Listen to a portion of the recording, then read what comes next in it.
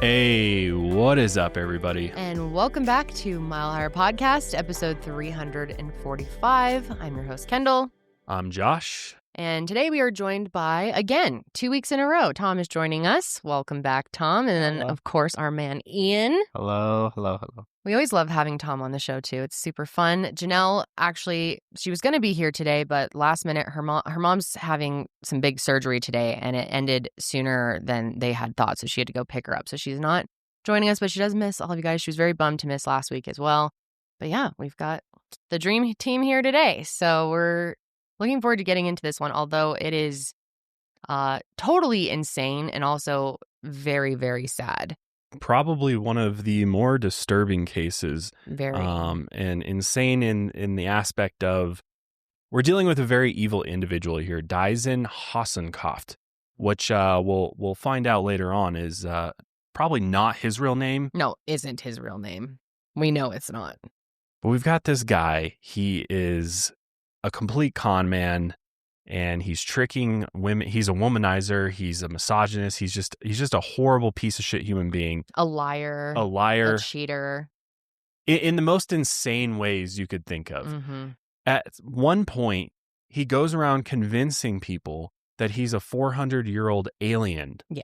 But he's a good alien. Mm-hmm. He's a good alien. Alien for good. But he's going around scamming people with these, live forever serums and injections, just He's got obsession swindling with blood. money. He's obsessed with blood. And ultimately, his actions, along with those of a few other absolutely insane individuals, kind of culminates into who the victim in this case is. We're talking about Girly Chew Hossencofft. She disappears. She fails to show up for work, which is very odd for her. And she completely disappears. And then some evidence is discovered to suggest that she is likely deceased and likely murdered. But her body has still not been found to this day. Yeah. And it's crazy. I mean, this is definitely one of the crazier cases. Yeah, you're in for a wild ride, certainly. But we're gonna of course start where we usually do. We're gonna start at the very beginning and talking about Girly Chew. Who was she before she became Girly Chew Hossencofft? And for that, we're going to go all the way back to when she was born.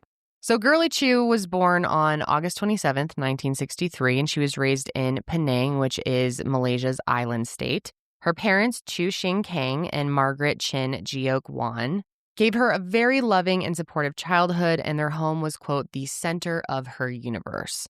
According to her brother, Eric Chew, quote, the neighbors are kind, nice, and extremely helpful. They are very concerned for each other. It's like a big family. It does sound very nice. And that sense of love and trust didn't stop in Girly's neighborhood. The crime rate in Malaysia, at least when Girly grew up in the 70s, 60s, that whole time period, was nearly non-existent. Petty crimes came with severe punishments, including the death penalty, and owning a gun was completely illegal. And while this has proved to be a problem for many, for Girly, it instilled a sense of trust in those around her and made her feel completely safe and in ease in the presence of strangers. On top of that, Penang is a very beautiful place to grow up. In the center of the island's 113 square miles were mountains, and the city of Tanjung Bunga, close to Girly's neighborhood, was home to the world's largest butterfly field, which sounds absolutely magical. When Girly was 21 in January of 1985, she landed her first job as a marketing representative at the Hong Kong Bank in Penang. And the bank was actually originally a post office that was built in 1883. And the building had become really a major tourist attraction. It's very, very beautiful. But more important than the job was Girly's faith, which she staunchly practiced the rest of her life. She often visited the Chinese Buddhist temple in Penang, the Goddess of Mercy temple in reverence to Kuan Yin, who Girly always had a bedroom shrine devoted to. In 1989, Girly and her coworker, Susan O, took a vacation to the United States for the first time. And the pair loved the trip so much that it soon became a yearly vacation for them, picking a different state each time to explore the following 2 years. However, this is where the story becomes somewhat unclear. According to some sources, Girly first met Diazien Hossencofft on a vacation to San Diego with Susan, where she met him while at SeaWorld. Other sources state that they first became acquainted through a pen pal magazine and met in person only after they had spoken through letters and emails. And I also wanted to note, we're not like completely sure that it's pronounced Die-Zen. That's like our best guess, but there's so many documentaries and interviews where it's pronounced differently. Like no one seems to know. Diazien. And it's also, Diazien. as you'll find out, it is a made up name. So we're not really sure. We're not sure. We're going with Die-Zen because that seems to be, at least with the documentaries and interviews that are more contemporary, people are saying Die-Zen. Yeah. However, I definitely, like in certain news reports, people were saying Diazien. Yeah, that's what I kept saying, Diazien. And so it's, just, it's a name. You can say it however you want. My brain wants to say Dyson so bad. Dyson. Die-Zen. And Dyson, German, Hossencofft. Yeah. Fake German. Mm-hmm. Fake German. Mm-hmm. Regardless of the truth, on April 20th, 1992, Diazien wrote a letter to Girly's parents, introducing himself and letting them know their daughter had already accepted his hand in marriage, and their wedding was later on that year. This letter displays Diazien Hossencofft's many lies, which wouldn't be uncovered until nearly a decade later, which is crazy. This letter begins, quote, "My point of origin is Zurich, Switzerland," before he apologizes to Girly's father for not getting his blessing before asking her to marry him. My point of origin is Zurich, Switzerland. Mm-hmm. Okay. Which this'll be funnier later on because you'll know this is not his origin at all. Then he wrote, quote, "I work for NASA, which has a National Defense Systems subdivision called NDS. Girly had also said that he was a nationally revered surgeon who was flown all across the country to work on people who had been in traumatic and damaging car accidents." He ended the letter with, quote, "Fondly yours, Diazien Hossencofft." Fondly yours. Okay. So in the months between that April 20th letter and their marriage at the end of the year, Diazien got to work putting together the life that he had promised her in Albuquerque, New Mexico. And that started with a name change dated July 17th, 1992. And although Girly only knew him as Diazien Hossencofft up until then, he was legally known as Armand or Armando Chavez, and we will explain more of that later. And on December 28th, 1992, Diazien purchased a $7,500 wedding ring. And the next day, Girly arrived in Los Angeles, awaiting a connecting flight to Albuquerque where she would meet and marry her doctor, scientist, government agent fiance. And 10 days after Girly arrived in Albuquerque, she married Diazien Hossencofft. In April of 1993, Rosella Ernestine Johnson, referred to as Ernie, hired Girly at the Bank of New Mexico's branch at Montgomery Boulevard. This would be Girly's first job before she started working at Bank of America a few years later. And when Girly got hired, Ernie said, quote, "Here's this little gal who comes from clear across the world. She deserves a chance." Ernie and Girly were sent to the Renaissance Boulevard branch, known for serving only about 20 customers daily. Previous employees were known for slacking off, killing time on the phone, or just straight up pissing each other off. However, that was not the case with Girly.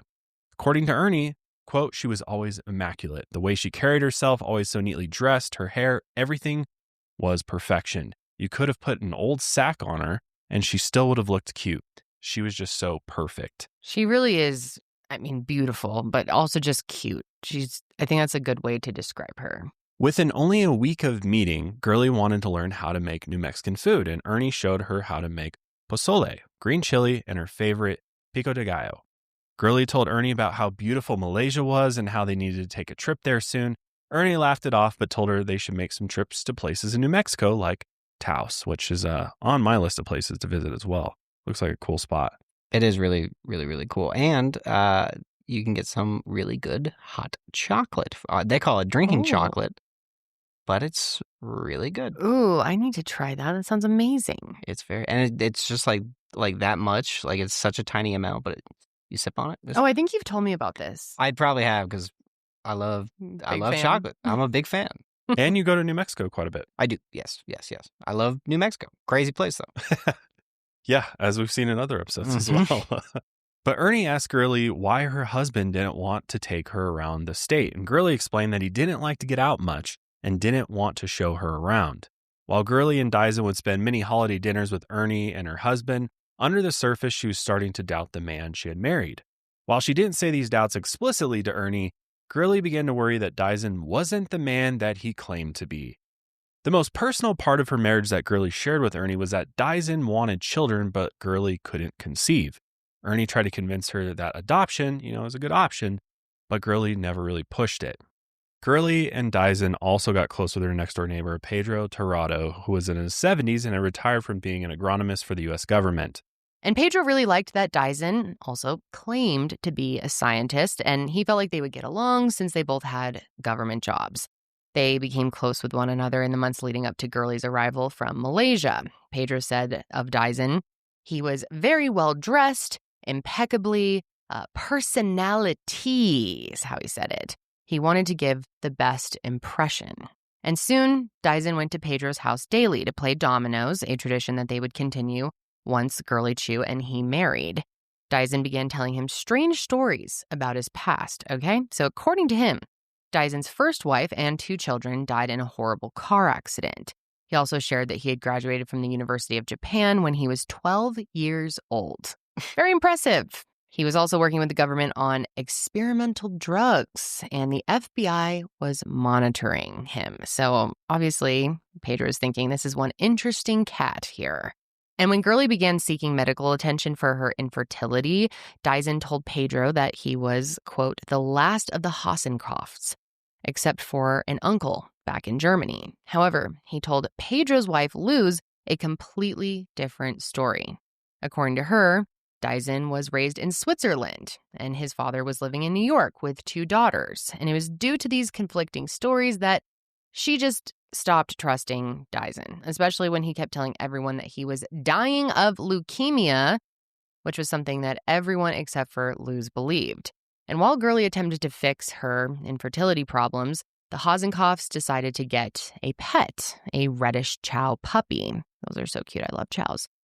However, it was very sad. Only a few weeks after having this dog, Girly showed up at Ernie Johnson's house and said, quote, my girl died. Apparently, out of nowhere, the previously healthy puppy just began convulsing and shaking before it died right in front of Girly. And obviously this was very, very upsetting for her. And when they got a second puppy, this one wasn't around long either because it randomly disappeared from their backyard. And Diazien broke the news to Girly, who was heartbroken. It definitely makes you think, since he's the one who's Something's breaking up the here. news. Yeah. I mean, this is just, I think, all of our opinions, but I think Diazien killed both of those dogs. He had something to do with it. Yeah. Making money move should be easy, so that's why there's Cash App. It's fast and safe, and honestly just way more personalized than the other apps out there. There's no extra hoops to jump through, no extra fees. All the tools are right there to help you cash in on what you need. Cash App, baby. If you don't got Cash App, what you doing, man? Get Cash App. It's the easiest way to send money to not only your friends, your family, but also just anybody. I mean, I use Cash App to pay my landscaper, to pay the handyman. I mean, it's just so convenient to have it. You don't even have to take your wallet. You got to pull your credit card out. We all lose our wallets. Sometimes I'll pull credit cards out to pay somebody or have them type in the actual code, and then I'll forget that I gave it to them or I set it down, then I lose my credit card. But with Cash App, it's just so simple. You just pull the money out of your account that you need, you can put it back in, and it's easy to share your Cash App with everybody that you send and receive money from. Go out with the boys, go out with the girlfriend, the wife, make her pay you back for that dinner, give her your Cash App, man. Make sure your friends are hitting you back with that money that you put out there for them. So for whatever insane reason you don't already have Cash App, just download it from your phone's app store, sign up and enter our code MileHigher in your profile, send $5 to a friend, and you'll get $10 just for getting started. So you heard that right. For a limited time only, new Cash App users can use our exclusive code to earn some additional cash. For real. There's no catch. Just download Cash App and sign up and use our exclusive referral code. You know what it is. MileHigher in your profile. Send $5 to a friend within 14 days and you'll get 10 big ones dropped right into your account. I mean, we're talking a Chipotle burrito right there in your account. Terms apply. That's money. That's Cash App. In February of 1996, the couple moved to a new home just around the corner on Moon Street. they still maintained their close relationship with the Tirados. However, Diazien spent even more time out of the house, sometimes more than a week.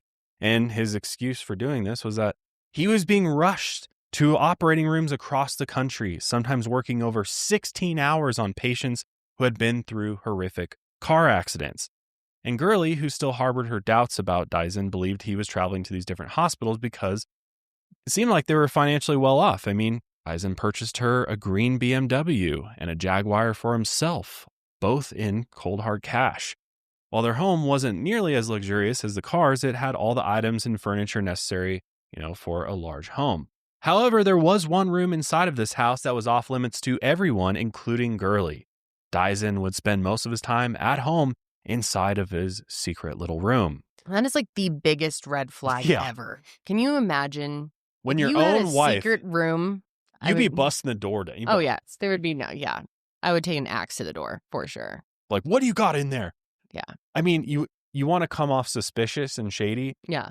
Have a secret room and a door that's locked all the time. Who did we cover recently that had a secret room? Drew Peterson. Yeah. His was more like a fucking like a sex dungeon. Yeah. Evil. Yep. And I mean, Dyson's is no better, but I don't know. Yeah, you can't have a secret room in your house and not be doing something. You can have a man cave that has a sign that says no girls allowed. Yeah, okay. But I guess you can, but it ain't going to be up for long unless you live alone. But to lock people out of it. Right. That's just like immediately like like what you said to Josh. What are you keeping in here? Yeah. Like what the fuck is in this? Yeah. What? That's like, to me, when you're married to someone, there are no secrets like that, especially in your own home. But she's terrified of him too, which we'll get to. And I wouldn't want to push him if I were in her shoes either. So I get it. No, this guy's out of his mind. Get this. After 6 months living in the new house, Diazien came home from a trip with a new addition, a 3-week-old baby named Demetri. Yes, you heard that right. He just showed up with a baby. Yeah. Which Girly, she immediately called Ernie, who was shocked because Girly had previously said that she didn't want to adopt a child, right? When Ernie saw the infant, she asked how Diazien got this small boy. Girly explained that he had adopted Demetri through his lawyers, although she didn't even know how he had acquired a child on a random trip out of town. Oh, how confusing. What on earth is going on here? Imagine your spouse coming home with a child. Yeah. Like, goes on a business trip, comes home with it's like, look what I picked you up on the way home. A young kid. And it's really sad. I mean, this poor kid. We'll explain more. It's horrible. Later on, Diazien would also explain that he had harvested eggs from Girly before giving them to a surrogate mother. What? Yeah, he had done so he just went off and did own. this and then did it. Yeah. And she has no idea that it happened? Okay. Yeah. And as you can imagine, if we were somehow involved in this situation, Ernie, the neighbor, is like, okay, this is not adding up. At this point, Ernie found it hard to believe all of Diazien's crazy stories. For one, when they first met in 1993, he explained that his various trips out of town were for grad school. Then he said he was a touring lecturer before finally settling on, oh, I'm a traveling surgeon now. Yeah. Because that's exactly how it works, right? And his stories for others, like Pedro Tirado, were getting even more intense. In 1990, the U.S. Department of Energy teamed up with the NHS to try to identify all 30,000 parts of the human genome. Because the project was daunting, the government funded the program until 2005 to complete it. Around 1995, Die-Zen Hossencofft claimed he had done it himself. Because he's a genius. He told Pedro that he had a machine broken up into 5 parts that when he combined them, it could map the human genome. I'm sure it's that simple. I'm sure it's just 5 pieces. Connect these 5 parts and boom. It's giving like, what's her name? Elizabeth Holmes. Is that her name? Yes, yeah, Theranos. Yeah. Style. Yeah. Did you see that her husband is trying to raise money now too? Yes, he's like starting his own blood identification program or something like that. I just saw a headline for it. I didn't really look into it, but yeah, he's trying to create his own company that has to do with. As his wife is in jail. Yeah, she's still in jail. He's like, round 2, baby. Wow. I don't want to be left out. Maybe I can go to jail too. Well, anyways, Diazien told Pedro that the project would be worth billions of dollars once all 5 were put together at the University of New Mexico. He urged Pedro to invest. Come on, man. It's going to change the world. And he was convincing enough that Pedro began taking money out of his savings and giving it to Diazien. So Diazen's got some level of personality. You know, he's persuasive. He's and very convincing. persuasive. He sounds like he knows a lot of big, he name drops. He's like one of those name dropping. I think he probably would talk over people's heads too, and just say a bunch of things that sound smart to get people to get on board. Yeah. Well, and, I was telling you guys before this, but in the book, September's Sacrifice, which is written about the Girly Chew case by Mark Horner, who was an investigative journalist who was covering it at the time. He said specifically that Diazien would know within a minute of meeting someone whether or not he could scam them. And if he felt like he couldn't scam them, he would just stop interacting with them. And that's why he didn't really interact with Pedro's wife that much, Luz, but he was like, Pedro, I got on the hook. So he definitely knew. It might not be that he was so good at convincing people. I mean, he certainly was to a certain degree, but it was more so that he knew who he could prey upon, really. The type of people that he could trick. Right. Yeah. Soon, Diazien would start taking Demetri over to the Verados while Girly was at work, so Luz could care for the child while Diazien scammed her husband, essentially. When Luz told Diazien she couldn't raise his son, he took Demetri across the street to another woman's house, and whenever he would pick him up, Demetri would scream, quote, "I don't want to go. I like it here." Says pretty much everything you need to know. Yeah. Yeah. A person that should not have a child. Oh my God. Yeah. Furthest from the type of person who should have a child. So in the summer of 1996, Kimberly Glasgow, which is actually not her real name, was working a regular shift at Supercuts when a, quote, interesting man sat in her chair. And I bet you can imagine who this interesting man was. It was Diazien. And Kimberly thought that he was funny, he's a doctor, and most importantly, he's single. And he returned 3 weeks in a row before they had their first date. Lots of haircuts. But soon the two of them were going out regularly, and they visited some of the best restaurants in Albuquerque. However, Kimberly noticed that her new boyfriend would sometimes inject himself with a needle, not just sometimes, up to 3 times a day. And when Kimberly asked what it was, Diazien explained that it was morphine used to ease the pain of the leukemia that was slowly taking his life. But it wasn't just the leukemia injections that were part of his strangeness. This is where it gets also just warning, really creepy. Her 14-year-old daughter needed a physical to compete in high school sports. And so, of course, Diazien Hossencofft, doctor, agreed. However, he didn't examine her with his hands or any medical instruments. He simply just had her take off her clothes and he looked at her. So you can just add pedophile to the list as well. And things only got weirder from here because months into their relationship, Kimberly returned home from a late night shift to learn from her 2 sons, who were only 10 and 12 years old, that Diazien had been over earlier to draw blood from them. And obviously she's like, what the fuck? Why are you taking blood from my children? And so she confronted him, and Diazien explained that he desperately needed a bone marrow transfusion for his leukemia, and so he drew their blood to see if they could be a match.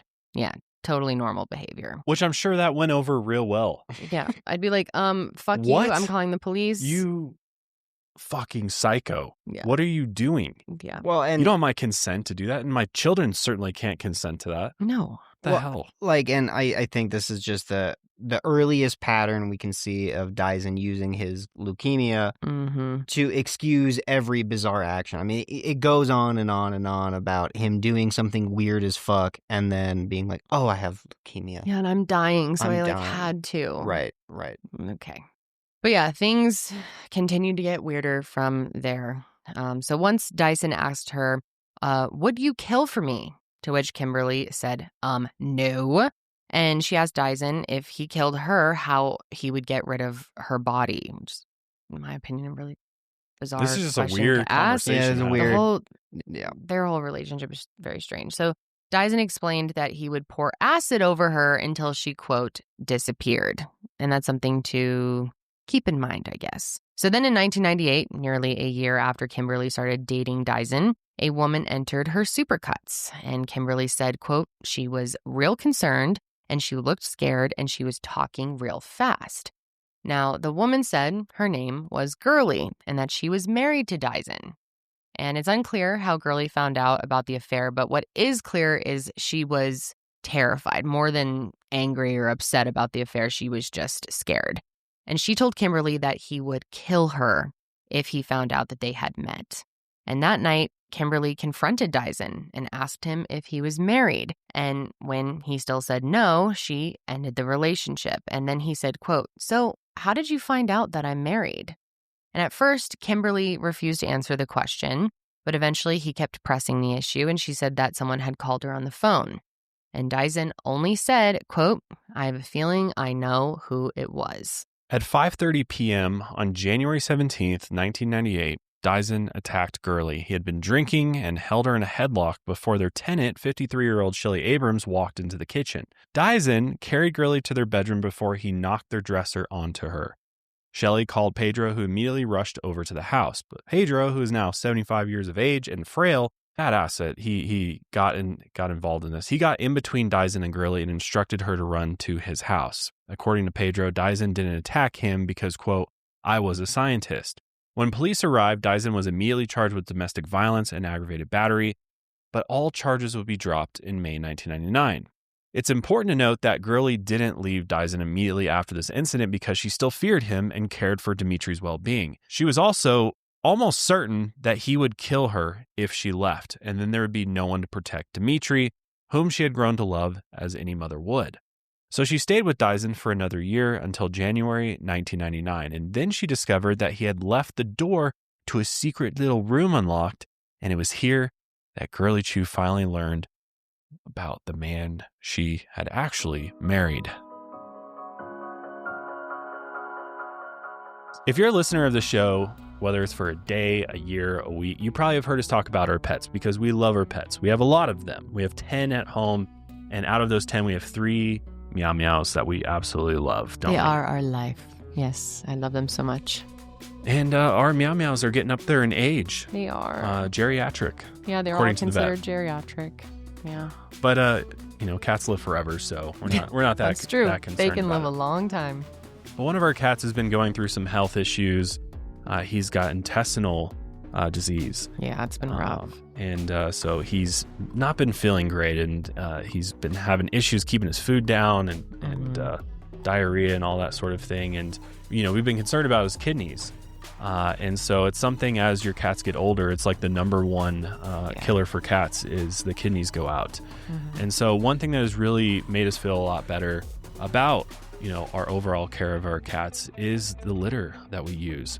Pretty Litter helps monitor your cat's health, detecting abnormalities in your cat's urine by testing acidity and alkalinity levels and showing the visible presence of blood, which is truly an amazing thing. I mean, this is amazing technology that they've created a litter that's absolutely able to show, it changes colors depending on the issue so that hey, it's time to take the cat to the vet. It's a really good quality litter, and it lasts a lot longer than the clay litter, and it's less messy, less dusty. You use less of it, so you ultimately save money, and you're not lugging around those huge boxes of clay litter everywhere, which get really messy and just, take up a ton of room in your house. And Pretty Litter just ships right to your door. It's no fuss, no pain. It's super easy. And right now you can save 20% on your first order and get a free cat toy at prettylitter.com/milehigher. That's prettylitter.com/milehigher to save 20% on your first order and get a free cat toy. prettylitter.com/milehigher. Pretty Litter cannot detect every feline health issue or prevent or diagnose diseases. A diagnosis can only come from a licensed veterinarian. Terms and conditions apply. See site for details. She found out that Diazien Hossencofft was born Armando Chavez Jr., and he was born on March 5th, 1965 in Houston, Texas, and raised by Yolanda and Armando Chavez Sr. Before he was 10, his parents split, and Armando went to live with his father's new family in Phoenix, Arizona. And while the move was tough for him as a young kid, family photos show him happy with half-siblings, and by all accounts, as far as we know, he had a pretty good childhood. At the age of 16, he dropped the O at the end of his name and began just going by Armand. And around the same time, he moved out of his home randomly and lost contact with his birth family. And while his half-siblings had no idea who Armand turned into, they suspected that a serious head injury that he got while playing high school football contributed to this major shift in personality, which could certainly be the case. And there were his grades, too. While Diazien had told everyone that he graduated from the University of Tokyo at the age of 12 and lectured all across the country, his high school guidance counselor described him as, quote, average across the board, which I'm sure he would just love that description. So then at the age of 21, Armand Chavez married 23-year-old Rosemary Guerrero at the Assemblies of God Church in Gilroy, California. And on his marriage certificate, which Girly held in her hands, he stated that he was a technician for an immunology lab. And while he did have a part-time job at the San Mateo Hospital, he was still in college. Rosemary would later say that Armand was, quote, not very intelligent. And although the marriage was pretty normal at first, Armand grew depressed as more and more of his med school applications were rejected. Aw, boo. And in the late 1980s, Rosemary found him in the bathtub drawing his own blood. So the blood obsession started very early on. Armand and Rosemary divorced after only 3 years when she learned that he had been unfaithful. Big shocker. And he contacted her in 1992 and urged her to take out a large life insurance policy in his name. And coincidentally, this is right before he married Girly. Girly also learned that he was later kicked out of the University of Utah for falsifying lab results, faking a letter of recommendation, falsifying a federal grant, and scamming money out of at least 2 women. Longtime con man we have here. Yeah. She also found his name change application and that he had basically just made up the name Die-Zen or Diazien, whatever you want to call him, Hossencofft, because it sounded like a mixture of German and Japanese. Girly also discovered how he'd been making money for all these years. She saw numerous checks written by a woman called Sunny Blake, which is also not her real name. But Sunny was in her 70s and was in a non-monogamous marriage. In 1993, she put out an ad in the Albuquerque Journal stating that she had breast cancer and was seeking a young lover. Then came along Diazien Hossencofft, a young doctor who claimed that he had created a serum that could not only reverse her aging but eradicate her breast cancer.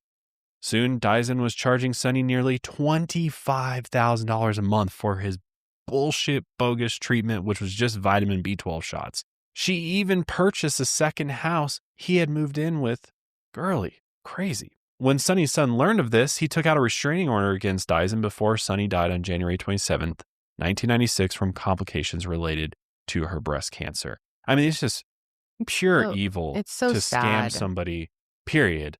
But to scam somebody who's dying of breast cancer. Yeah, who's vulnerable and desperate for help, and he's going to lie. And it's just B12, $25,000 a month. It's just and was clearly absurd. Looking for like a genuine loving relationship, not a scammer to come and steal money. Dude, it's demented. I know. Meanwhile, he also is still telling everyone else in his life that he has leukemia. Yeah. Like he's killing a woman with cancer while he's telling everyone else, like, I've got it as well. That's why I need all this blood. Right. So then Girly learned the truth about her son, Demetri. So in 1995, Diazien was paid by another wealthy mistress to fly to the Banff Springs Hotel in Canada's Bow Valley. A 28-year-old Japanese woman was working at the hotel's jewelry store when Diazien walked on in, and he claimed to be this successful physician who traveled the world with elderly patients on vacation. And for a few months, Diazien would send this woman dozens of postcards from all across the country, and eventually he asked her to visit him at his home in Albuquerque. And in 1995, this woman traveled to stay with Diazien. And they went to his home only briefly while Girly was at work, of course. And he told the woman that they should rent a hotel because workers would be in and out of his house. So they can't stay there. Let's go to a hotel. And for the next 3 days, the two became romantically involved. He went to visit her in Canada 3 more times. And on the final visit, he brought along a man named Dwayne Baker, who had been impressed by Diazien's wealth. And he ends up somehow becoming sort of a bodyguard to Diazien, which is wild. And he told Dwayne that the goal of this trip was to get the woman pregnant. And when the woman returned to Japan in 1995, she learned that she was pregnant, and she immediately informed Diazien, and he responded with numerous letters and phone calls over the next several months. And it was through these correspondences that Diazien lied once again, and he told her that this child was going to inherit a rare genetic disorder and that he would have to be the sole parent. So then on August 8th, 1996, the woman gave birth to her son at a hospital in Japan, and she immediately got the baby a passport before she traveled to Juarez, where Diazien met with them and the baby when the baby was only 25 days old.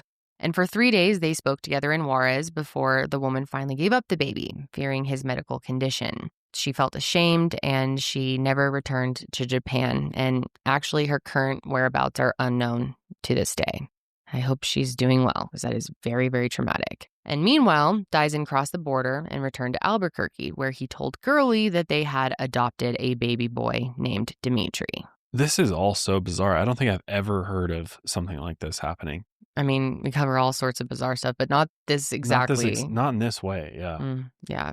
Also, while Girly was going through these documents hidden in Diazien's secret room, Diazien caught her. She tried to explain that he had simply left the door unlocked and she was looking around, careful not to say that she had learned the actual truth about him. Diazien reminded her to never enter his office again and then lock the door.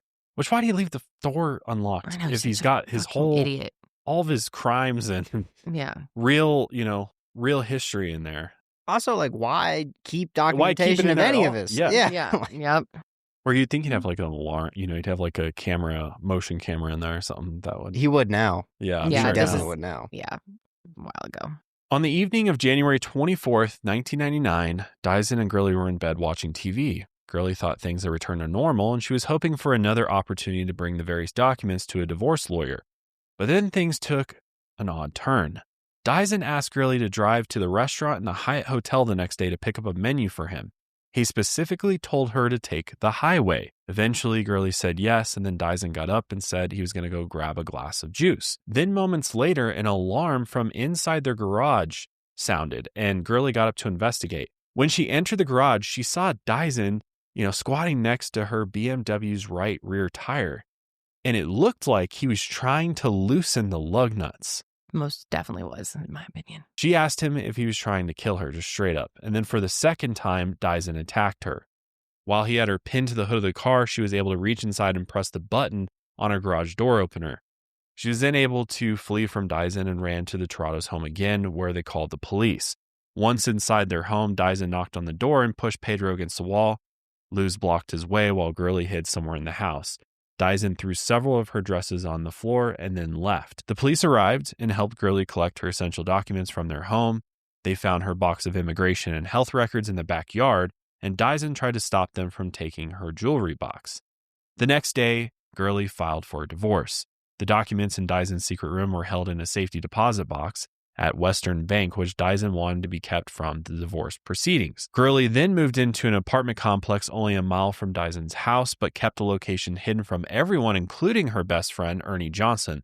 The only person who knew was a coworker at the Bank of America who had helped her move in. She also received a restraining order against Diazien, and she tried to see Demetri, who she really had developed a close bond with, and he was also very, very bonded with her, connected with her.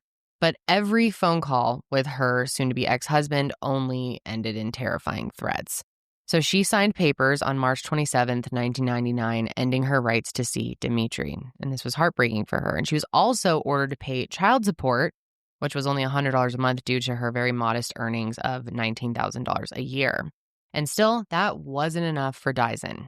He violated the restraining order 3 times over the next year. He shattered her car windshield while it was parked at Bank of America, called the location numerous times, and once stopped her on her way home from work, yelling at her that he was going to kill her and that she was never going to be found. A trial was set for July of 1999, although it would be pushed back numerous times following appeals from Diazien's divorce lawyer. And what about Diazien? Well, bet you could have guessed this, but he just kept on scamming. On August 29th, 1998, while he was still with Girly, he reached out to a 50-year-old woman named Julie McGuire, who he had met online through an online dating service. Now, Julie owned a hotel in Aztec, about 3 hours away from Albuquerque.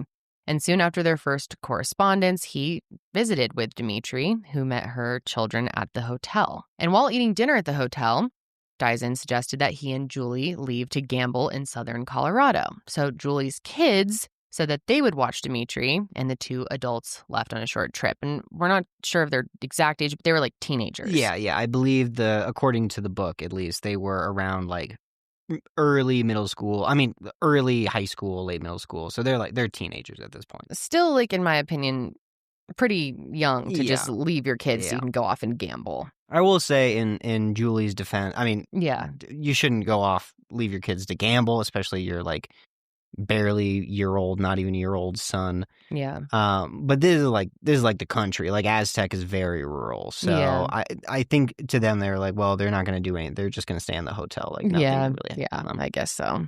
Anyway, in the car, Diazien began to talk about very strange things. And while he had previously told her that he had earned a biochemistry degree from the University of Tokyo, of course, when he was 12, he now had more information about his past. And this is when he revealed to Julie that he was half alien and that good and bad aliens had chosen different humans. He told her that she had been chosen by the good ones. Man, to be a fly on the wall. I was just going to say that. I would love to see her immediate reaction to this. She then asked how old he was, and he said he was nearly 400 years old and kept alive by these youth serum shots. He told Julie that he typically charged $32,000 per injection, but he would only charge her, just a little discount, bringing that price down to $3,200 for numerous injections over 6 years. He's like, I'll take 1 0 off of that. Which I can't help but think this is like to gain favor with her in the relationship. Oh, I'll give you like 100% discount, 80% discount here. Well, I mean, he probably also thought there's no way I'm going to get her to pay $32,000. So I'll say like, that it's start worth high, this much. Lower it from there. Yep. That was probably his like target, was like, if I get $3,200, I could pay for everything I need. And were these monthly injections he was trying to sell her? It's unclear. It was just, according again to the book, it was just multiple over 6 years. So there was a guarantee that you get multiple. Yeah, you get a couple. You have to stay on the regimen if you start these youth serum shots. Okay. To live to be 400 like myself. Right. And that was with the woman Sunny, not her real name, but like that was the deal he had with her. With her, it was over $20,000 a month, but it was like once a month I give you these shots, you give me the money, and you're gonna live forever. Yeah. Okay. The first trip lasted 3 days, and by the end of it, Julie decided she wanted to give the serums a shot.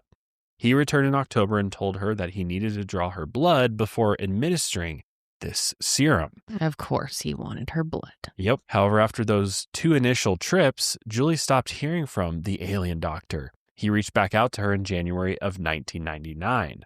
While in reality, he was dealing with a divorce. He told Julie a much more fantastical story. When he came back to Aztec, he told her that the NSA, different agency, not NASA, now the NSA is on his ass. They had learned that he was giving her the youth serum shots and that they were out to kill him and Demetri. What on earth? Then he told her that he had a level 22 government clearance. Okay, sure, bro. And that Demetri was one of 12 genetically engineered children that the NSA was also seeking to destroy. And what was the name of the genetic project? Project Girly. Through follow-up visits, Julie began to learn that Die-Zen was genuinely fucking crazy. How could you not? I mean, what? She's like, this is all. I feel like, what? I think in the one interview she said, he's as crazy as a bed bug. Yeah, she did I like that one. Crazy as a bed bug. I've never heard that before. I need to start using that. On another occasion, Julie was at his home in his office and she was sitting on his lap while he messaged another woman on a dating site. He assumed that because Julie wasn't wearing her glasses that she couldn't see. However, she could tell that he was not only messaging another woman, but he was telling her about the youth serum for the low price of $3,200 a pop. Same rate. She wanted to leave him, but feared for Demetri's safety. She had come to find out that he was physically abusing the boy and that he had drawn blood numerous times from between his toes. After Diazen's divorce attorney tried and failed to adopt Demetri, he eventually went to a foster home. On Julie's last visit to Diazen's home, he was being cared for by a woman who called him D and claimed to be his live-in leukemia nurse. But this live-in leukemia nurse was none other than a woman named Linda Henning. And, oh man. Linda. Linda's another nut job. Yeah. Not a nurse. Just going back for a moment, too, I can't believe he was dumb enough to have her sitting on his lap thinking that because she's not wearing glasses, she can't She's see. blind? Yeah. The nerve, the balls. She's blind. It's like that. It's like when you obviously go on a date with somebody and they're like, clearly probably texting somebody else, you always put your phone like face down on the table, but then you're checking it every time they go to use the bathroom kind of thing. You know? Yeah. Definitely Putting your phone on Do Not Disturb. Yeah. Mm-hmm. Just like hiding all the apps. And Yeah, just, yeah. I'm not unhinged. But no, Mhm. it's like, it is so crazy to me that not only did he do this in the previously secret room, but he's, like messaging like the exact same thing he said to her about the youth serum shots. Mm-hmm.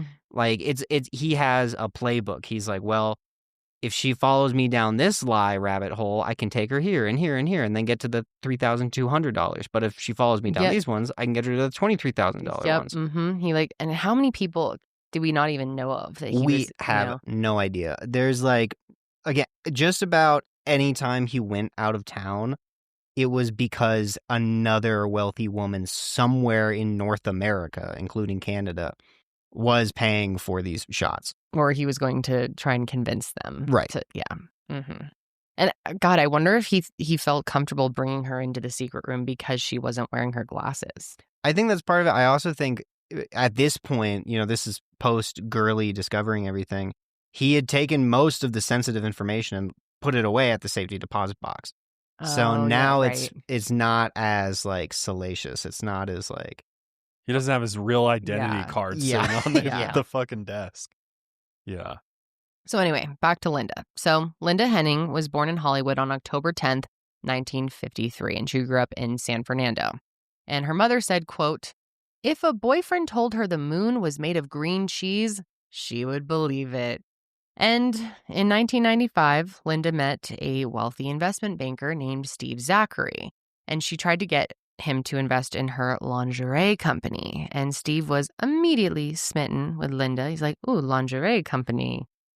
And the two of them entered into a many years-long relationship. And even after the two of them broke up, they remained in close contact, and Steve would send her thousands of dollars a month. And he always described her as, quote, "the love of my life." Now, they continued to communicate constantly, even as Linda moved to New Mexico and became engaged to a coworker at a payroll company called 21st Century Resources. However, for Steve, things had gotten worse. He had advanced multiple sclerosis and moved to the East Coast to be closer to family. He and Linda did keep in contact. However, throughout early 1999, he noticed communication with her was way less constant. Her company had started working with a health club in Albuquerque, and Linda was given a desk inside of the club to work out of. And one day, while she was speaking with the owner, she let it slip that, quote, "the end times were coming." No big deal. I love when deal. you just drop something like that at work. To which he responded, quote, "You sound a lot like that guy who comes in here," as he's motioning over to Die-Zen. And according to the owner, Linda's face lit up. Die-Zen had been attending the health club based on his phony leukemia, attempting to find someone to pay for a $90,000 treatment, because of course he was. And he had been scamming money from a woman who he had met through a dating site who lived in South Carolina. But it was much less than what he was making only a year earlier. And feeling sorry for Die-Zen, Linda convinced her friend Bill Miller to take care of him with her at Die-Zen's home. When they were there, Bill noticed that Demetri wouldn't eat and would kiss pictures of Girly, which immediately upset Die-Zen. Soon they convinced Die-Zen to accompany them to their UFO club, where David Icke was about to speak, which, if you've listened to the show, we've mentioned him from time to time. Extremely controversial individual, has said a lot of fucking wild things over the years. Mm-hmm. Yeah. He is a whack job, in my opinion. Yeah. So you can, if you know anything about him, you know what he's about, going to be speaking on. Yeah. You know his vibe. Yeah. The other members of the UFO club treated Die-Zen, and by extension, Linda and Bill, as clowns. While they all believed in various alien conspiracies, Die-Zen was the only person who said, "Guys, I'm half alien. What are we doing? Why are we talking about this? I am a half an alien." They're like, "Listen, we love crazy shit, but that is too far for us. You've crossed the line, my dude." Which, David Icke's there. They're listening to him talk about reptilian world leaders and the whole reptilian conspiracy. when Linda asked Diazien if this was true, and he said, "Oh, Linda, it's much worse." Which that's scary too to think about. Well, if you know anything about the reptilians, they're very evil extraterrestrials, and they're engaged. Believed to be. Yeah. Curious. Oh, you believe in them? No, I'm just kidding. I'm not like completely out on it, but They are supposedly evil aliens that maybe exist. And they are engaged in a war on Earth with the good aliens, according to Diazien. So he's like, they're here doing battle with me. yeah, of course. One of And all the other good aliens. aliens. And Diazien told Linda that the good aliens had designated her as a warrior queen who was supposed to kill the evil alien queen, his ex-wife, Girly Chew. After months of not hearing from one of his best friends, Steve Zachary got a call from Linda in early August 1999, and he learned that she had left her fiancé and was caring for a man named Diazien Hossencofft. What a fucking stupid name. I know, It's it's so so- stupid. It's so stupid that it's just fucking made up. Yeah. Like it comes from he just Yeah. was sitting around saying shit. He was like, Diazien sounds kind of Japanese and Hossenkopf sounds kind of German. That's it. exactly how it happened. I wonder if he would, like, how would he actually pronounce it? Or, like, how did he start pronouncing it? I wonder if it's Diazien. Diazien. No, I feel like he'd pull one of those, like, it's too advanced in my own language and, like, you can't understand it. This is how humans interpret it. Dude, Yeah. what's so Totally. fucked up is he has on his business cards, he has a symbol that is basically a swastika, but it's a D that turns into a swastika that he used on all of his business cards. And it was exactly what you just said. Like, that's in my alien language, that is how my name is spelled. The D with the swastika is The how D- he spells it? Yeah. And it shows up on like every fucking, it was on like the letters to Girly's parents. It's, Oh my God. This dude. yeah, that weird little symbol right there. That's what he would say. Mhm. That's how he said it would be. That would Zoom be in. Interesting. Hossencofft Industries Incorporated. Answers to the future realized today. Zymogenic at AOL.com. Zymogenic I'm gonna hit was, dude, that was his, he used that was his profile name on the dating sites as well. Zymogenic, which again means absolutely nothing. No. that. So that's not funny at all. It sounds cool, though. Yeah, you see how he's got MD, PhD on there too? Tom, you Mhm, should mhm. try to email. I will. I'll reach Zymogenic out at to him. I'll reach out AOL. to him on my personal one. I'll be like, hey. What's up? Hey, what's up? He's I heard you got some serums. Yeah. I want to live forever. I'm terrible. willing to pay the 32 grand as well, full Mm. price. Yeah. And I'll just CC you and be like, hey, Yeah. front me 32K. Well, I don't think it will make it to him. Unless he's got a phone in prison. I don't know. They give inmates email access sometimes. Mm. Oh, I'm giving stuff Sure. away. Have you ever? Yeah, I'll cut that part out. But That's have you okay, you ever can keep it in. seen? I might be talking out of my ass, and maybe I'm just ousting myself for what my algorithm pushes to me. But have you guys ever seen how there's like, correspondence for like hot female like inmates that people that just propose to, like trying to get them out of prison? No, but I No. want to. It's a whole thing, and like apparently it was like I don't know. It was like a whole like social program of like trying to like reintegrate people into like society, Right. like, but it just turned into people who were just like, there's hot women in prison and this seems like an easy way to get laid, and so they would just propose to them and send them like fan mail and stuff. It's bizarre. Doesn't This- surprise Yeah, me. I was gonna say that's right on brand. Mm. I've heard of stuff like that for men in prison, but Yeah. interesting women, huh? There's like just pages on Instagram just dedicated to like, look at this mugshot, and then just the comments Oh, are yeah. just Oh, dude, you gotta send that to me. I need to check that out. Wow, what a weird one. Linda ended up telling Steve that Diazien had created a serum that could not only make him younger, but could also heal him of his brain tumor and MS. My God. So she's getting involved. She's like, let me help. Linda herself had already taken numerous injections of the serum, and Diazien had vials of her blood stored in his home. Steve, always to the point, told her he was scamming her and asked to see his resume. So Linda faxed it over to Steve, and then Steve faxed it to some of his friends who had spent years in academia. And they all told him, this guy's a fucking fraud. I mean, take one look at his business card, and you're like, this guy's not who he claims to be. No.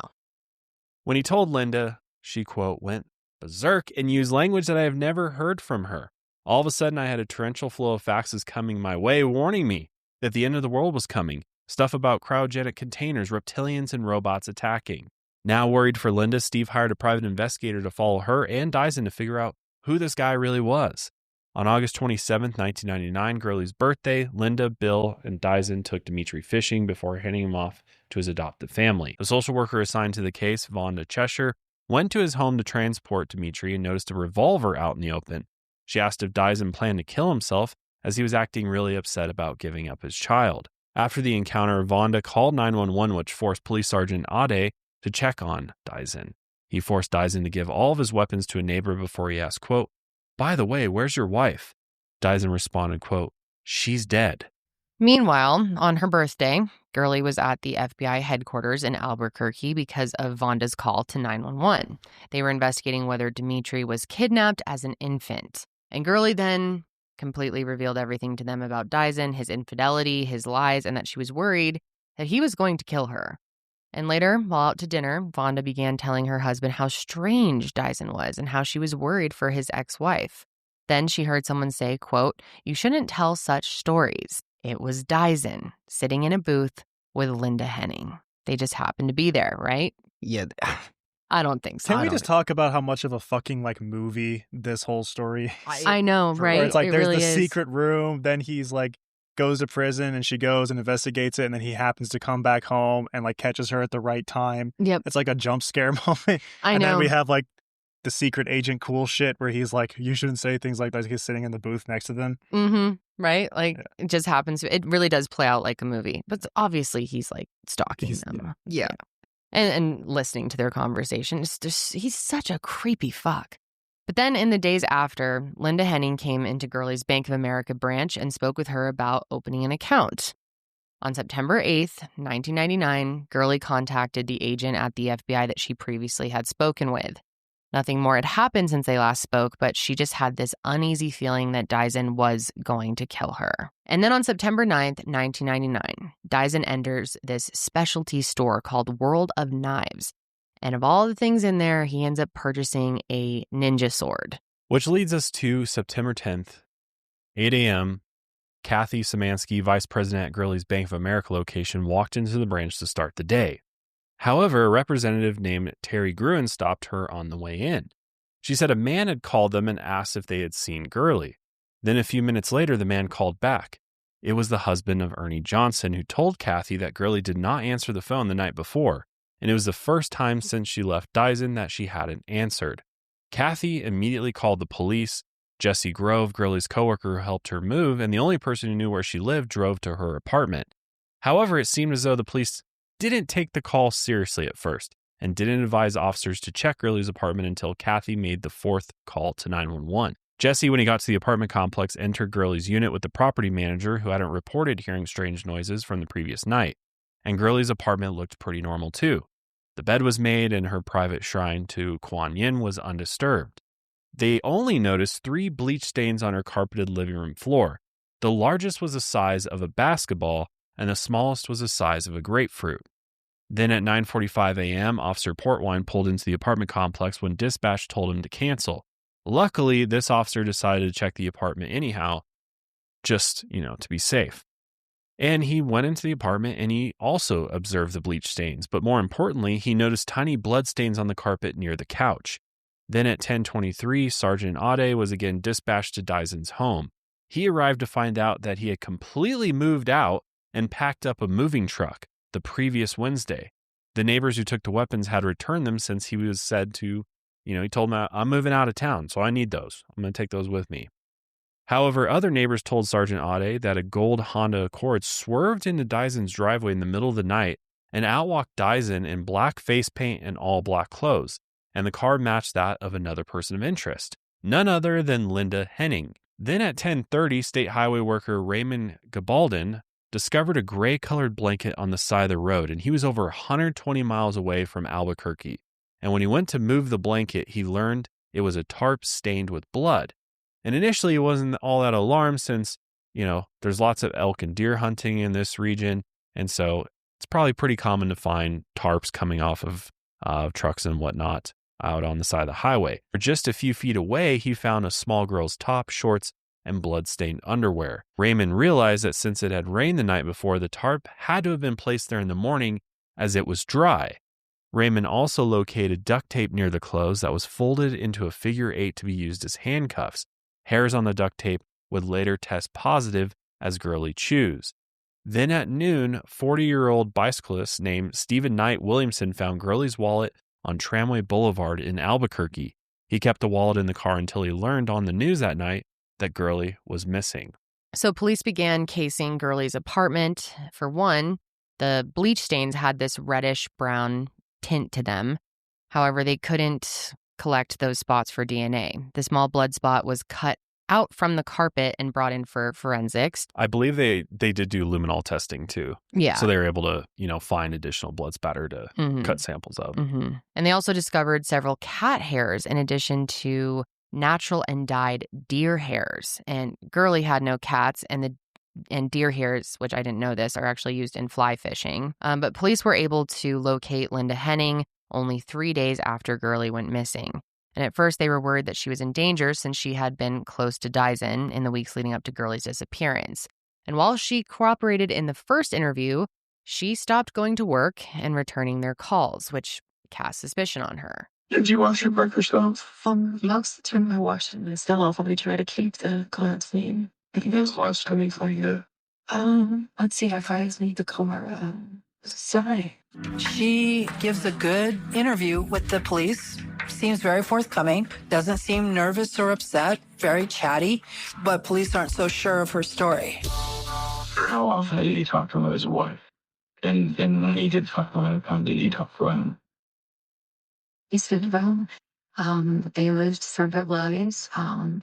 He said they lived as man and wife for about 30 days in his bedroom. How would you react if I told you to symbolize with the Spanish code as wise? I should have been before.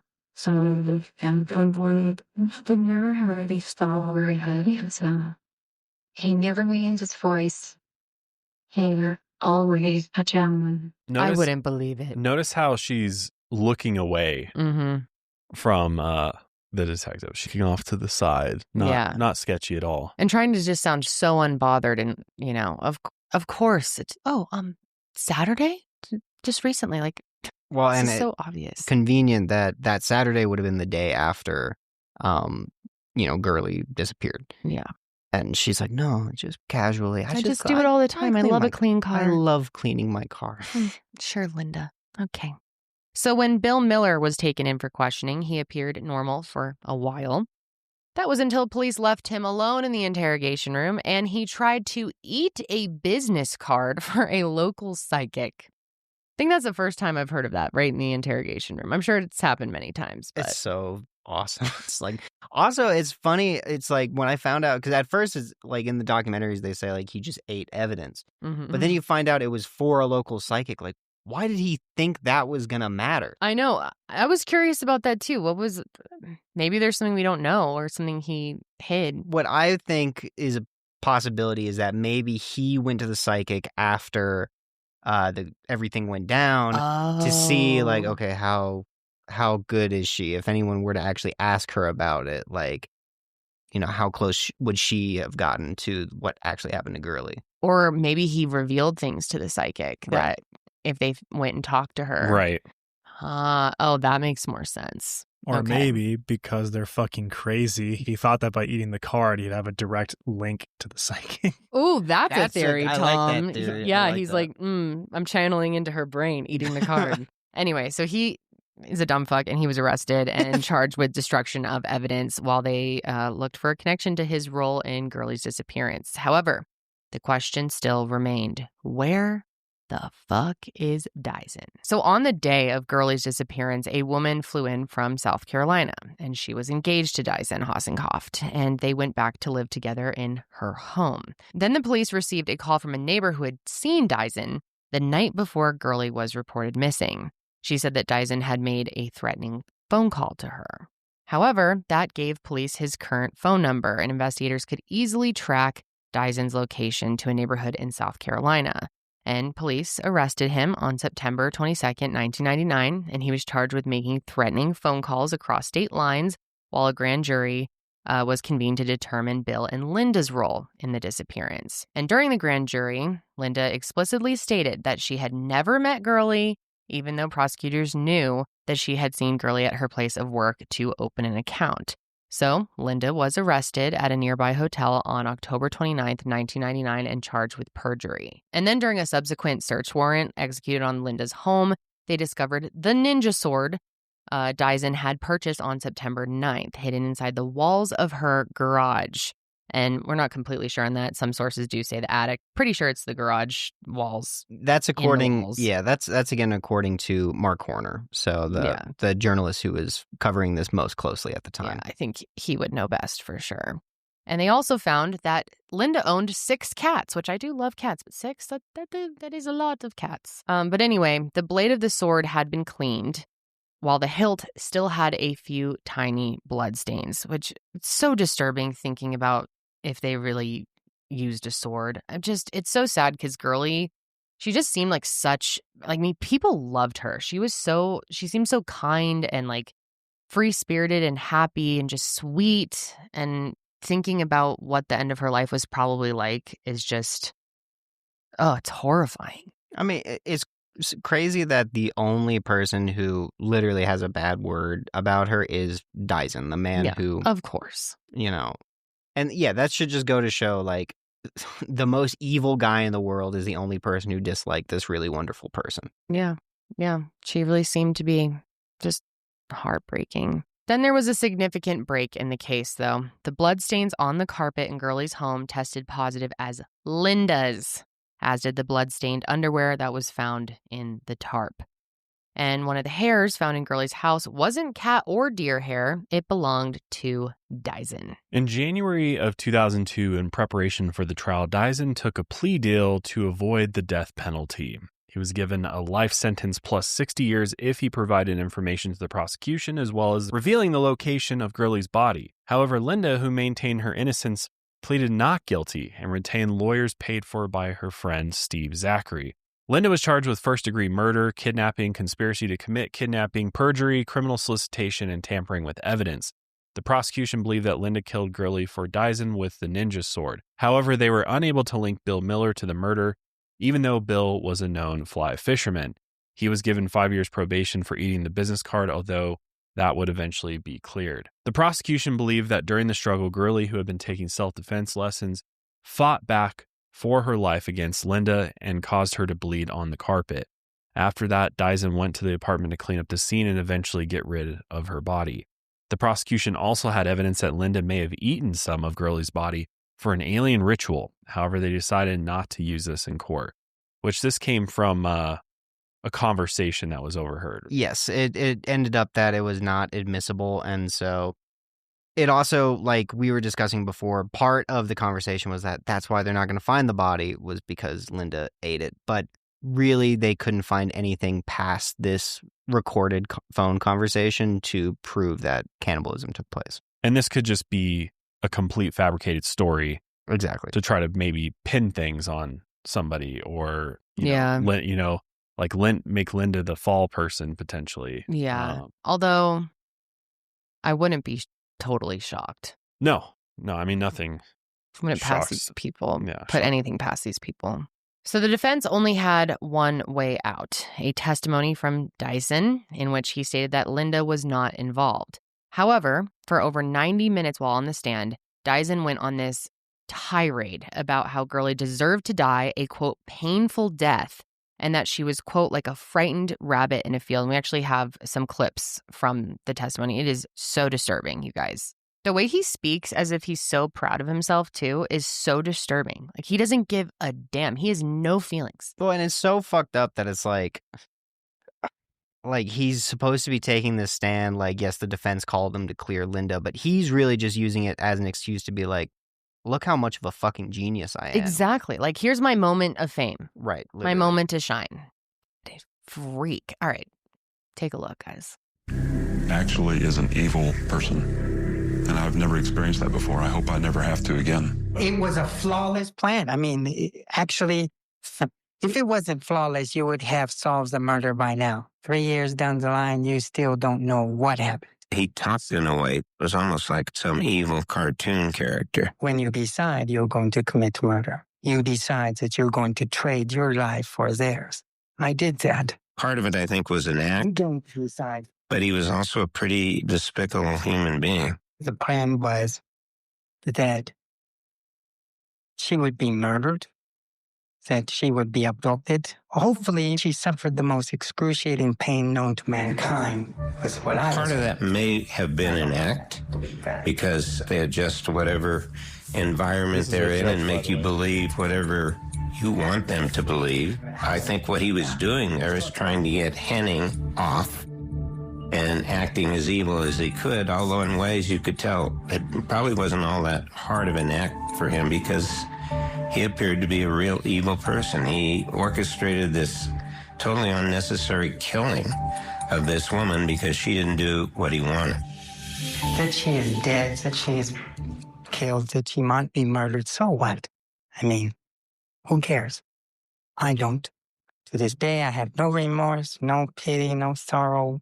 I wanted to make sure that her parents knew and cried over 1,000 years over an empty grave. That's what I wanted. Yeah, it's just, I don't know if I've ever seen, well, probably have, but that is one of the most evil testimonies I've ever seen. Someone just outright in court act that way and have zero remorse when her family is sitting right there. Well, and especially since part of his plea deal is revealing the location of her body because it is important to their religion that they have her body to bury it. Exactly. And he's straight up saying right there, like I want them to suffer for 1,000 years over an empty grave. Like, so fucked up. Dude, he deserves to... If anyone deserves to burn in hell for eternity, it is this fucking man. He is so evil. And as you probably notice, he is speaking in this ridiculous accent. He's speaking like a lunatic. And he's like slipping in and out of this accent as well. Like, it's not authentic to how he actually speaks. He's just like trying to act like how he described like an evil... It reminds me of like Dexter's Laboratory or like the Mojo Monkey from Powerpuff Girls. I don't know. I'm going way back in my brain, but well, he's half alien. Yeah, so there's maybe that. That's why. Yeah. It's the reptilian inside of him, or whatever fuck alien he thinks he is. Yeah. Well, he wouldn't want to be a reptilian. Of course, he's one of the good ones. Yeah. Can't even follow this man's mind. But yeah, the whole testimony was 90 minutes. And he said that he returned to the scene with one of his many vials of blood to mix with Girly's to confuse the evidence. However, mistakenly, he took one of the vials containing Linda's blood. Yeah, sure, dude, I'm sure that's how it happened. And in addition, he was useless for Linda's defense as the blood stains they were testing were the untainted ones, not the ones smeared with bleach. And in an attempt to save the case, Linda's attorney tried to say that Diazien had planted the blood to try and frame his client. However, the damage had most certainly already been done. And thankfully, Linda was convicted of the murder of Girly Chew Hossencofft on October 25th, 2003. And while she was the first woman in New Mexico history to face the death penalty, she was later sentenced to over 70 years in jail for the crime. And her perjury charges were actually dropped in 2010. And here's Girly's brother Eric describing Diazien after his testimony. So think about what he had just said, and then this is her brother's reaction. He's just cruel. There's only one word to describe him. He's cruel. And he just don't have conscience at all. What he has done, and he don't feel any remorse towards what his action to my sister. That's terrible. Murder is something you have to have the fortitude to do. It isn't something that goes lightly. It's something that you have to have predator qualities about you. You have to be able to do it and then not be afraid you're going to get caught. I'm just so thankful that they were able to get the convictions. You know, it's relatively more difficult sometimes to get these types of convictions in a no body case. Oh yeah, a lot more challenging. I think him testifying on on his in Linda's trial really helped kind of solidify things and just really I mean, I think it was pretty easy for the jury to see he was involved with this, but I don't think he helped at all in Linda's trial whatsoever. No. And so thankful that both of them got maximum penalty here. But on September 5th, 1999, Girly Chew wrote a letter to her parents back in Malaysia. She told them she'd always be their little girl and would visit them soon. The letter wouldn't reach them until weeks after she disappeared. In Chinese Buddhism, a body is necessary for burial and memorial. Without Curly's body, her family cut pieces from a lotus flower and burned them to ashes to symbolize the young woman. The jar was blessed in place at Penang's Bohai Anglim Temple, and every year on All Souls' Day, family members joined to pray for her soul. The jar of ashes is still there to this day. Die-Zen Hossencofft is still in Wyoming State Penitentiary, and he never made good on his plea deal. In January 2020, he filed a 400-page suit for the state of New Mexico to fully vacate his sentence. So just throw it out, citing investigative malpractice on part of the police. His lawyer asked for a 6-month extension, but it sounds like, I mean, as far as we look, there's nothing ever happened with this. They're never going to let this psychopath out of prison. No, God, hopefully thank not. God. But the unfortunate reality is that Girly's body is still missing to this day. And her family has to live with that, just not knowing what happened or where she is. And that's just. And these two clearly know. Yeah, of course. Clearly know and could provide that information, but they're just pure evil. It won't change anything for them. Why not just because they're evil? Yeah. They're evil. My head is like, I know. It's just, there's so much to process here. These guys are insane. Insane. Yeah, it's so sad. It's just like really like, I don't know, you get to, it's such an insane story with Diazien. Like his just method of scamming is unlike anyone, at least I've ever looked into, I've seen. But just the fact that it led to something so gruesome. Yeah. And like the judge said, unnecessary. And yeah, Girly was just like a really lovely person who, like, yeah, she was also scammed, Yes. She was three kinds of victims to his fucking various crimes. And I think that it's just a shame that like no one else like saw what he was doing except for Girly and the people in her life. And there's probably still so much that we don't know that he put her through, did to her. Right. And just thinking about what, the years leading up to her death were like, and just the torture he put her through mentally and physically is so upsetting, not to mention Demetri. And, that must have been so painful for her, being so bonded to him, losing him in the process. And then for him as well, being taken away from her. And it's heartbreaking to hear how he would see pictures of her and clearly was missing her even at such a young age. And I mean, he had so many victims, and thankfully he's locked up. But the fact that her family gets really no peace, other than the fact that he is locked up, but no answers, anything. Just how, I don't know how they move on. It's mind-blowing to me. It's so sad. Yeah. He would have absolutely kept us going. Oh, yeah. And he may have ended up murdering others as well. Yeah, I wouldn't be surprised. As time went on, It seemed like once people started figuring out what he was actually doing and what he was up to, he was willing to go to whatever lengths necessary to protect himself. And with all the times where he was traveling and no one knew where he was, who knows what he was up to? He could have, I don't know, could have done even more gruesome shit. I don't know. She's such an evil. It's so scary to think that people like this that have, in my opinion, are just like soulless, just walk amongst us. You never know when you're going to come across someone like this. Yeah, and scary world. It doesn't really surprise me that this happened in the alien conspiracy realm. Yeah, no. We see a lot of this because as somebody who dove pretty deep into that world at one point, you can definitely start losing your mind a little bit. And if you start losing it to the point that you're now believing that you're a 400-year-old alien, and you start especially believing, some of these really whack conspiracies that are out there, about the elite being reptilians and things like that, and you start getting too deep into that to the point that it's completely changed your reality. Like for Linda, it seems like she genuinely believed that this was going on, that there are these evil aliens out there, and she needs to, prepare for the end of the world that's coming. And she got so deep in it that she brought herself to this vulnerable state where she could be easily manipulated by somebody like Diazien, and was willing to do whatever it took, to whatever he wanted, really, at the end of the day, just whatever he wanted. And because they really believe the shit that they're out there spewing.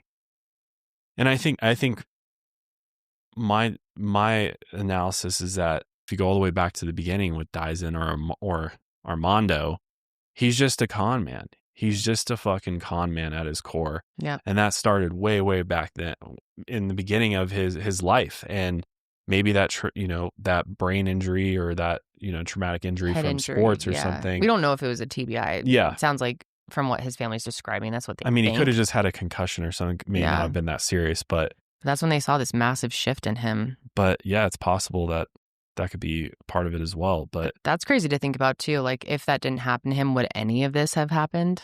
Like the butterfly effect. Yeah. I don't know. But I mean, he could have just been born evil and it made it worse, or didn't do anything at all. Yeah. He was always going to be this person. I think to your point, Josh, like, I think what happened was, again, he was a perfectly average dude, perfectly average student, perfectly average everything. The brain injury, potential brain injury, the head injury that he sustained probably did fuck him up pretty good. But I think ultimately, like, he learned, I can kind of get through all this stuff. I don't actually need to apply to med school. I don't actually need to do any of this stuff. I just have to lie to people enough. And I just have to lie enough. Get good at lying. To get good at lying and to get at least one person to believe me. Yeah. And I think that he just learned, like, that's actually how you do it. Mm-hmm. Works once and he just keeps it going. Right. Yeah. And he's determined. Especially, it seems like he's so determined to prove himself as this extremely intelligent being when people around him are like, dude was average. He's actually not that smart at all.